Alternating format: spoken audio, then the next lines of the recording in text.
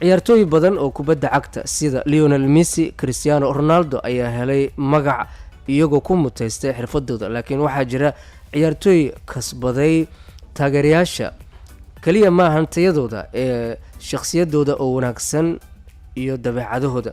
ciyaartooydan ayaa aad u yar waxaana ay ku jiraan kubadda cagta. qof walba ayaa jecel iyagoo aan eegin taageero ay u ahayeen kooxahooda. waxaa ka mid ah Bukayo Saka oo u dhashay dalka Ingiriiska iyo xidiga wadanka Spain Juan Mata.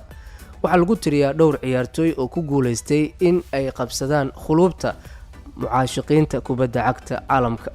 haddaba aan idiin soo gudbino 10 ciyaartooy oo kubadda cagta ka sokow in ay xirfad ku leeyihiin laakiin ay jecel yihiin taageerayaasha.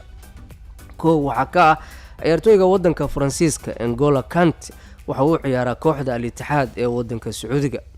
ciyaartooyga labaad waa Bukayo Saka oo u dhashay wadanka Ingiriiska, wuxuu u ciyaaraa kooxda qaranka England iyo naadiga Arsenal.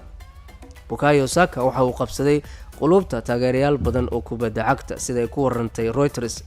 ciyaartooyga saddexaad waa ciyaartooyga Juan Mata oo kooxda galbeedka Sydney ee dalka Australia u ciyaara, wadanka Spain ayuu u dhashay. Mata wuxuu ka mid yahay ciyaartooyda lagu jecel yahay ciyaartooyda aad looga jecel yahay kubadda cagta dunida. ciyaartooyga afraad waa Santi Cazorla oo u ciyaara naadiga Real Oviedo ee wadanka Spain. ciyaartooyga shanaad waa ciyaartooyga wadanka Croatia Luka Modric, wuxuu u ciyaaraa kooxda Spain ee Real Madrid.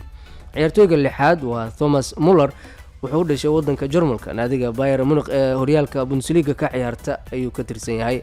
ciyaartooyga toddobaad waa Jack Grealish oo Manchester City iyo England u ciyaara.